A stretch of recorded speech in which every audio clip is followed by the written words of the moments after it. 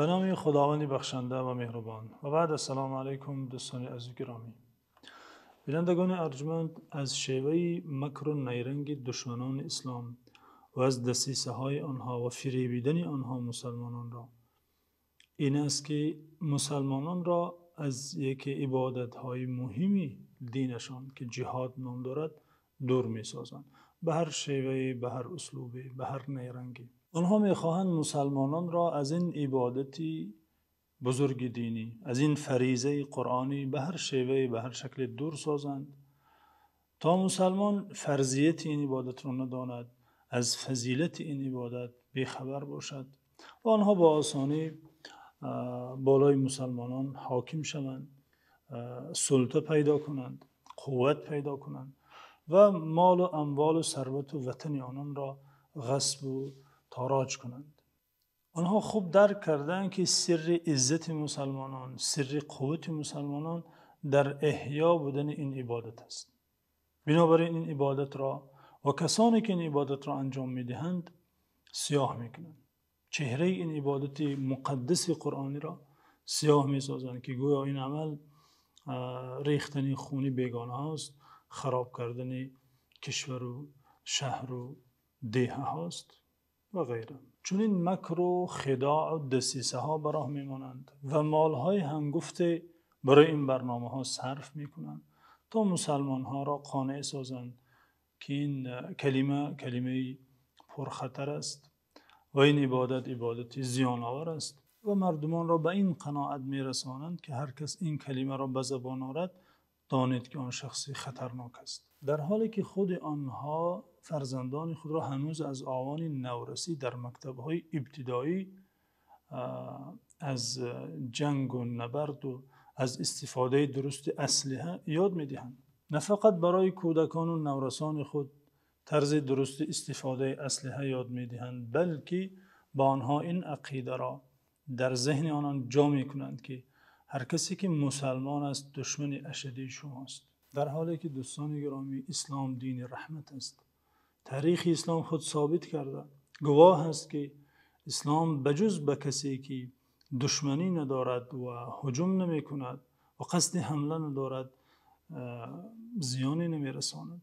نه تنها زیان نمی رساند بلکه آنان را احترام دارد. بنابراین یکی از واجبات دینی مسلمان است که با این مفهوم آشنا باشد، فرضیت و فضیلت و مقام بلند این عبادت را آشنا باشد و بداند. اینچنین شخص مسلمان می باید داند که این عبادت یک شکل و صورت معین ندارد، بلکه نبرد و مقاومت در میدان با دشمن یکی از شکل‌های جهاد است. اما شکل دیگری دارد که جهاد مال نام دارد. شکل سوم دارد که جهاد سخن و جهاد دعوت و جهاد قلم نام دارد. همه این میدان‌هایی هست که باید مجاهدین خود را داشته باشند. یکی با نفس خود در میدان می جنگد، دیگری با مال خود مجاهدان را کمک می کند، سومی با قلم و دعوت خود مجاهدین را راهنمایی می کند، احکام جهاد را برای آنان می آموزد. گروهی در میدان نبرد در روبروی دشمن در جانشینی از دیگر مسلمانان مقاومت می کنند، جان خود را نثار می کنند. گروه دیگر با مال خود آنان را کمک می کنند. گروه سوم با قلم خود، با زبان خود به امت بیداری می آورند، از فضیلت و فرضیت و احکام جهاد برای مسلمانان می گویند. همه این سه میدان باید مجاهدین خود را داشته باشد. هر که از نبرد با تن، از جهاد با جان خود اگر عاجز است، دست نارس است، در این میدان بوده نمی تواند، باید در میدان جهاد مال و یا جهاد سخن و یا جهاد قلم حضور داشته باشد. هیچ عذری ندارد. از این است که علما و فقها میگویند الجهاد بالمال قرین الجهاد بنفس. جهاد کردن با مال این قرین جهاد با نفس است. در قرآن این دو نوع جهاد با هم ذکر شده. یکی می جنگد، در روبروی دشمن می ایستد، دیگری از پشت او را کمک می کند، او را و خانواده او را، فرزندان او را او را تأمین میکند. این هر دو برابرند و هر دو در میدان در حال نبرد هستند.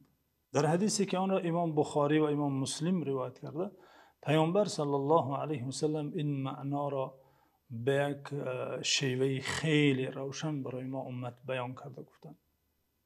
اینکه ایده باید در پیش باشد و ایده دیگر در عقب باید پشتیبان او باشد، یکی با جانش دیگری با مالش.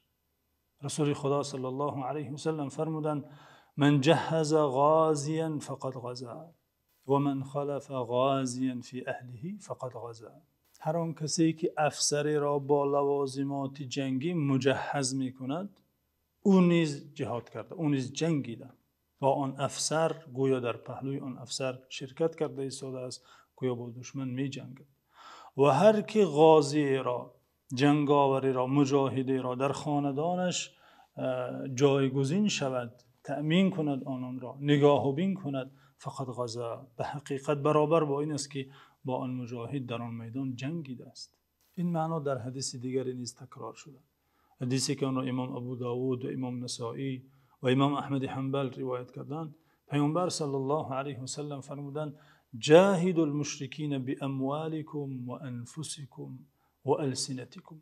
یعنی شما با مشرکین با مالتان، با جانتان و با زبانتان بجنگید. فرستاده خدا صلی الله علیه و سلم اینجا 3 میدان جهاد را مشخص کرده ایستادند و گفته ایستادند که شما ای امتی من در هر 3 این میدان حضور داشته باشید و فعالانه شرکت کنید. در میدان جهاد با مال، و این را مقدم ذکر کردن، آنگونه که در آیات قرآن مقدم ذکر می شود. جهاد با مال پیش از جهاد با جان ذکر می شود که این بیانگری اهمیت این نوع جهاد است. با مشرکین با مالتان بجنگید، با جانتان و با زبانتان بجنگید. بلکه این امر الهی است که در قرآن ذکر شده. این دستور الهی است که شخص مسلمان با مالش در نبرد حضور داشته باشد. این امر قرآنی است. خداوند عزوجل در سوره توبه فرموده: انفروا خفافا و ثقالا و جاهدوا باموالکم و انفسکم فی سبیل الله ذلکم خیر لکم ان کنتم تعلمون. یعنی چی سبکبار و چی گرانبار همگی روانه شوید و با مال و جانتان در راه خدا جهاد کنید. این برایتان بهتر است اگر بدانید. خفافا و ثقالا، در حال بودنتان سبکبار و یا سنگین بار.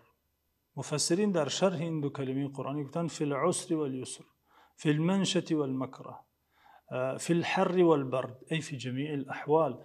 یعنی در تمام حالت، در همه حالتتان آماده باشید و شتاب کنید، روانه شوید. در دشواری و یا در آسانی، در سردی، سرما و یا گرما، در همه حالت اگر ضرورت شود، اگر این عبادت برای شما فرض شود، آماده باشید. و با مال و جانتان، به این کلمه دقت کنید دوستان. خفافا، انفروا خفافا و ثقالا و جاهدوا باموالکم و انفسکم، با مالتان و با جانتان. اینجا نیز ذکر مال مقدم از ذکر جان آمده که بیانگری اهمیت جهاد با مال است. نبرد مالی نبرد خیلی جدی است، خاصتا در این عصر. اینچنین خداوند عزوجل این معنا را در سوره حجرات تکرار کرده فرموده: انما المؤمنون الذين آمنوا بالله ورسوله ولم يرتابوا وجاهدوا باموالهم وانفسهم في سبيل الله اولئک هم الصادقون. یعنی همانا آن مؤمنانی که به خدا و فرستاده خدا ایمان آوردند، سپس شک نکردند، در دل شک نداشتند نسبت دین و نسبت قرآن و خدا و پیامبر، بلکه ایمانشان ایمان یقین بود. ثم لم یرتابوا و جاهدوا باموالهم و انفسهم، و با مال و جانشان در راه خدا جهاد کردند، خدمت کردند، نبرد کردند. اولئک هم الصادقون. همانا این مؤمنان راستینند، مؤمنان صادق هستند، در ایمانشان صداقت دارند.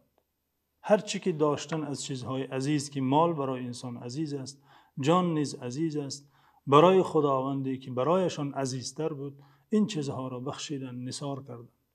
دین خدا را یاری کردند، نصرت بخشیدند. بنابراین دوستان گرامی، اگر مسلمانی به یکی از این میدان ها حاضر شده نمیتواند، به میدان دیگری باید حاضر شود. فرضیت جهاد از او ساقط نمی شود. به اندازه قدرت و تواناییش باید در یکی از این میدان ها حاضر باشد و در این نبرد شدیدی که علیه اسلام و مسلمانان قائم است باید بی‌طرف نباشد و سهم خود را در این نبرد باید گذارد.